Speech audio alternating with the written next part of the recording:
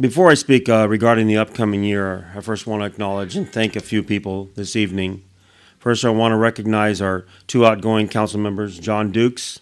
Thank you for your dedication in all these years and working with you while I was at the county and now at the city.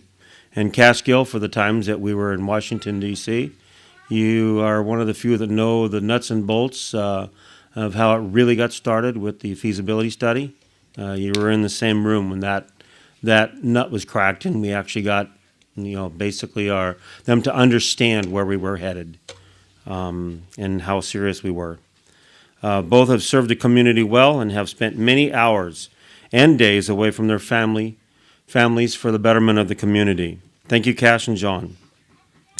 And then also thank you, Nina, for letting these gentlemen go, and Jeannie for supporting John and traveling with him and supporting him during these years. Next,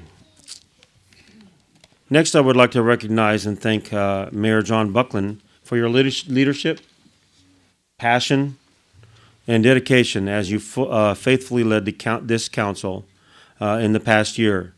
You are an amazing process leader here at the council meeting. It'll be a tough act to follow, and I mean that sincerely. I will definitely be asking for your jokes or whatever here and there. Tonight we are also joined by a multiple of elected officials, some of them that are still here and others that have left, confidants, different conversations and supporters throughout my time serving as an elected official. But I would really like to say special thanks to the past city mayors that are here now and that were here earlier. Also, the past council members that are here this evening. Your service to our community played a pivotal role in making our community such a great place to live. And I do remember the hard work that you put in. I would like once again to congratulate and welcome the two new council members. Sean, it's great. Sean Harris, glad to have you there. And Manny Cardoza, good conversations with you. It's been fun. And the new city clerk, Patricia Buckland. And continued Spencer Morrison, there he is, back on the job again. And then thank you, council members, for bestowing the honor on me to serve as mayor for the year of 2017. My final thank yous are for my wife, Becky. We've been married now 41 years, and my wife and I are truly partners in all we do. In fact, today I was, for about 3 hours before we came here, we got an emergency order, and I was in there cutting materials for us to work on at least tomorrow. If it wasn't for her, I would not have been able to accomplish all that I have done to serve the community as in a role as council member and as a mayor of this year. Thank you to my sons and their families. Chris Cleveland, stand up please. His deputy sheriff, Sacramento County.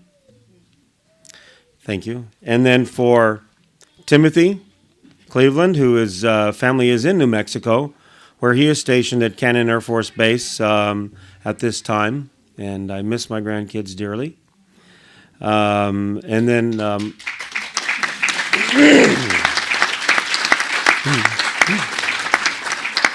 I also have a grandson in uniform who is a Chief Master Sergeant in Civil Air Patrol.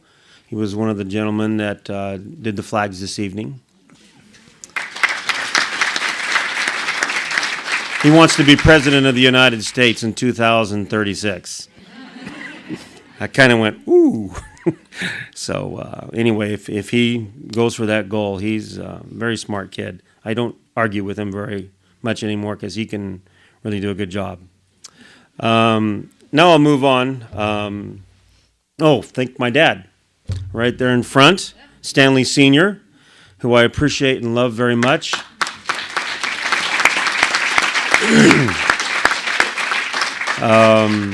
And actually is kind of responsible for who I am today. Now, whether that's judged great or not, we'll have to let history. Yes, he was. He's retired military Marine. So some of you know what that means from Marines.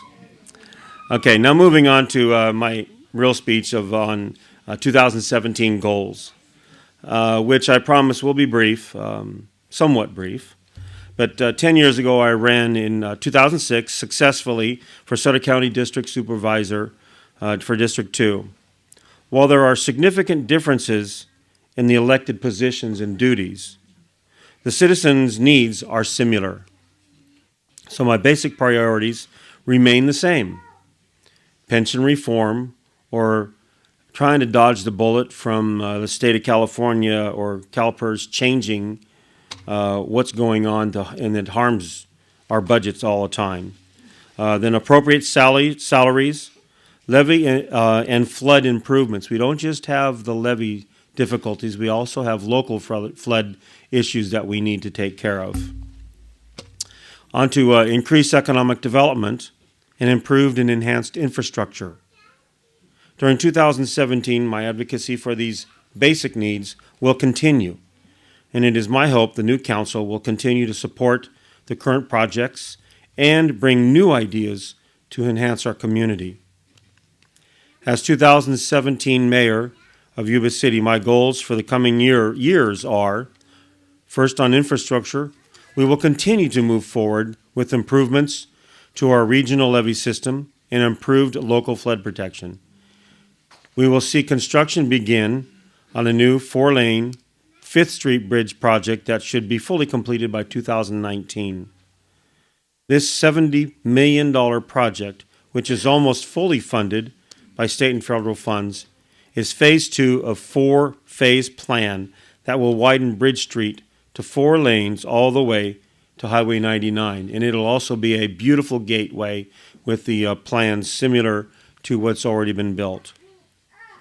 This project will provide amazing economic development opportunities for the Bridge Street corridor as the city pushes forward with the widening of Bridge Street. With that in mind, it is the utmost importance that the city purchases all the properties along Bridge Street to ensure this happens in a timely manner for left. And they're actually very great citizens in those homes that are working with us to get it done. In 2017, we will complete the second phase of the Feather River Parkway project, and that's that park that's inside the levee, with a $17 million grant to expand the park to 147 acres, increasing the number of trails, shade structures, picnic benches, and installing a bathroom in this heavily used park. Another key infrastructure project that will be finalized next year will be the widening of Garden Highway between Lincoln and Winship. I've heard about that for quite a few years, and we're finally moving forward with it. Actually, they're probably working on it now or at this time. This project is the final phase of improvements.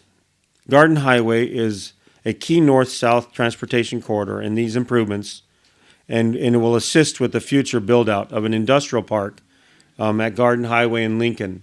That area there, it'll be able to open that up. As we finalize this project and others, I would like to begin a community vision process in which residents and community leaders come together to determine what our community needs and wants for the future generations. This public process will include an update to our central city specific plan. There'll be a nightclub ordinance considered, and a couple of new ideas that are in the process stage of discussion and how we're going to bring them out to the ideas to the public. And that should be in early 2017. On economic development, I am pleased to report that in January, the city will be going live, as Mayor Buckland has said, with his initiative, which once he was working on his business, he realized how difficult it could be to get through the process. So he said, we're going modern. But it's going to be an online portal for developers and contractors to process all of their paperwork and payments from the comfort of their home or office. With this effort and others, we will continue to improve our business-friendly approach, thus attracting new businesses and expanding current local business we all want for our great city. In the coming months, we hope to name a few new retail businesses that are looking to expand in Yuba City. I also have no doubt as we work collaboratively with the members of the Yuba City Business Consortium, we will continue to strengthen and grow our local economy. I think some of you have noticed some changes and improvements and expansions in some areas here, and some announcements for our mall. Finally, on a personal note, I would like to see the neighborhood watch programs improved and reactivated throughout our city. Public safety is council's top priority, and the best way to ensure our community is clean and safe is with the active involvement of the citizens of Yuba City. As mayor, I encourage Yuba City citizens to get involved in their local government process. And that includes basically the presentation that the vice mayor put out there. That is one step that has been started.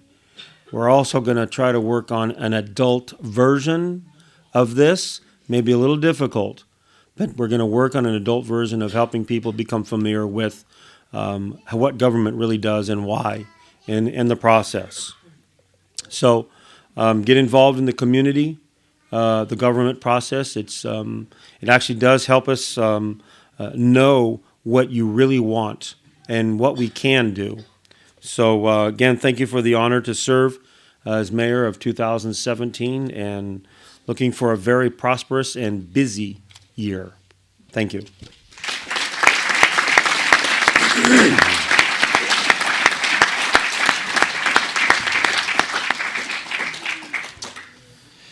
With that, seeing it's number 12, and there's nothing but adjournment after that. There is a little event that is being on Paluma Street. I'm putting on a little just to get together. It's that little strip mall on Paluma Street, just north of the post office. Inside of there's a BFS and the candy cane wrapping station that's there for Christmas. Back in there's a place called Fotine's 32 Squared, where I have a little bit of food there and fellowship. Get together and chat if you wish. So you're all invited. With that, meeting adjourned.